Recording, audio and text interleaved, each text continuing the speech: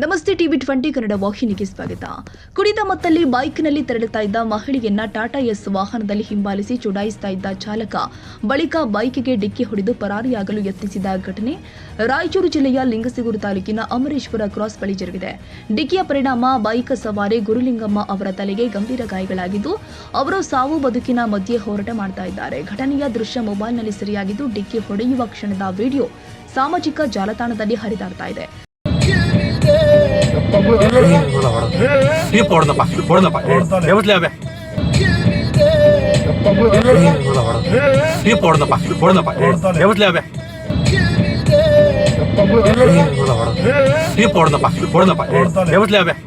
ಕುಡಿದ ಮತ್ತಲ್ಲಿ ಇದ್ದ ಟಾಟಾ ಎಸ್ ವಾಹನದ ಚಾಲಕ ಮಹಿಳೆಯನ್ನ ಹಿಂಬಾಲಿಸಿ ಚುಡಾಯಿಸ್ತಾ ಇದ್ದಾಗಲೇ ಈ ದುರ್ಘಟನೆ ಸಂಭವಿಸಿದೆ ಅಂತ ಪ್ರಾಥಮಿಕ ಮಾಹಿತಿಯಿಂದ ತಿಳಿದು ಬರ್ತಾ ಇದೆ.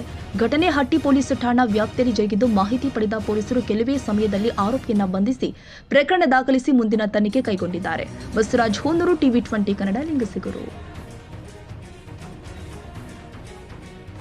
ಕನ್ನಡಿಗರ ಮೆಚ್ಚಿನ ನಿಮ್ಮ ಟಿವಿ 20 ಕನ್ನಡ ವಾಹಿನಿ ಇದೀಗ ಟಿವಿಯಲ್ಲಿ ಲಭ್ಯ.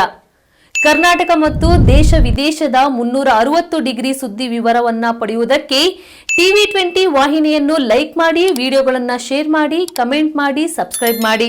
HCN ಕೇಬಲ್ 842 ನಂಬರ್ನಲ್ಲಿ ಹುಕ್ಕೇರಿ ತಾಲೂಕು ಹಾಗೂ ಸಂಕೇಶ್ವರದ ಸುತ್ತಮುತ್ತಲಿನ ಹಳ್ಳಿಗಳಲ್ಲಿ ಲಭ್ಯ. PCN ಕೇಬಲ್ 129 ನಂಬರ್ನಲ್ಲಿ ಹಾರುಗೆರೆ ಸುತ್ತಮುತ್ತಲಿನ ಹಳ್ಳಿಗಳಲ್ಲಿ ಲಭ್ಯ. ರಾಯಬಾಗ್ ಡಿಜಿಟಲ್ ಚಾನೆಲ್ ಕೇಬಲ್ 80ನೇ ನಂಬರ್ನಲ್ಲಿ ರಾಯಬಾಗ ತಾಲೂಕಿನ ಸುತ್ತಮುತ್ತಲಿನ ಹಳ್ಳಿಗಳಲ್ಲಿ ಲಭ್ಯ. UDCN ಕೇಬಲ್ ನೆಟ್ವರ್ಕ್ ಉಗಾರ ಸುತ್ತಮುತ್ತಲಿನ ಹಳ್ಳಿಗಳಲ್ಲಿ ನಿಮ್ಮ ಟಿವಿ 20 ಕನ್ನಡ ವಾಹಿನಿಯೂ ಲಭ್ಯ.